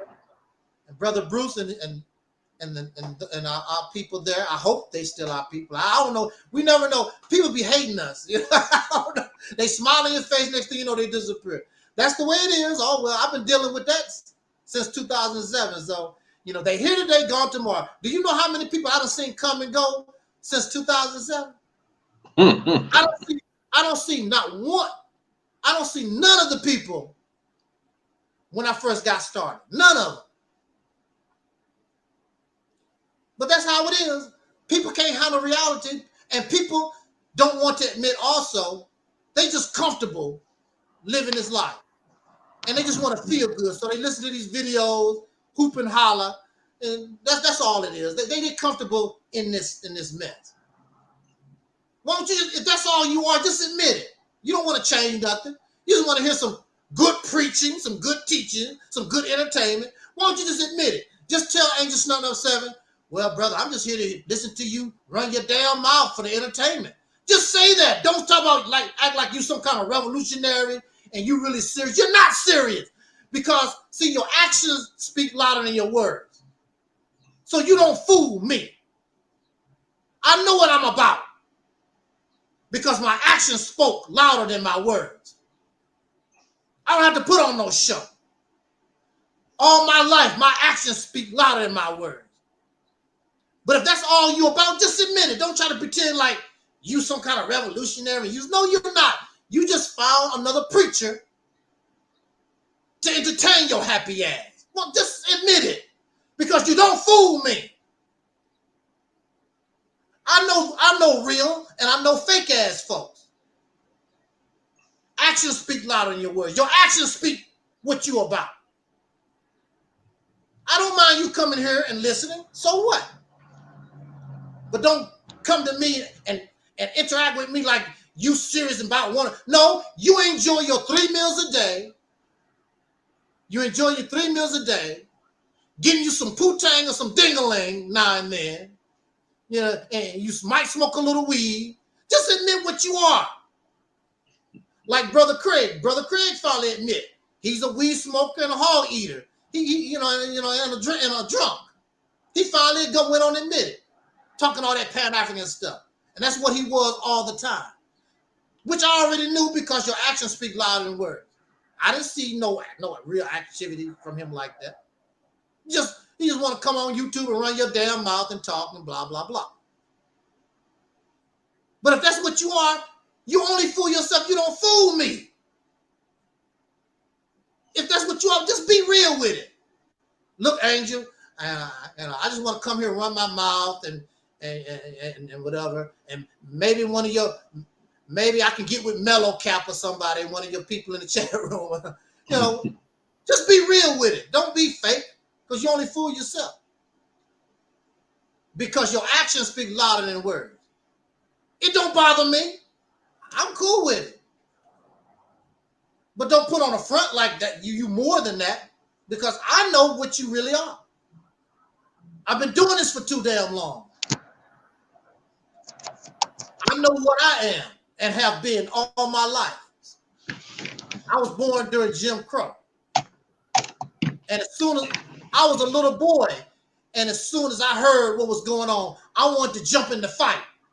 There was a lot of children during the 1960s that joined the fight. Children. What was their parents at? Hiding. I hope the white man don't fire me for my job. I hope I can get on the bus. I don't care if it is on the back of the bus. I don't care. Children was fighting. And adults sit on their ass and don't do nothing. That's a damn shame. On that note, again, thank you, Brother Taalib. Thank you, everybody. And we're going to catch you later on this week or whatever. Like I say, things have changed. I might pop up later on tonight, 2 or 3 in the morning. We was talking about change. And that's what's been happening with me. We've been going through a change. Brother's going to work it out. Thank you again. This ain't Snuff Enough Said for myself, Brother Taalib, Reality's Temple, the Deacons of Reality, our supporters. We thank you for listening. Shout out to our Instagram. Shout out to our Facebook. Don't never think that I forget my Facebook and my Instagram. I don't know how to do it yet. I'm not set up. I can't. It's hard for me to watch my Facebook, Instagram while I focus on the main live stream, which is YouTube. But I have not forgot you. I do go back and I answer questions in the chat in the description box and stuff like that.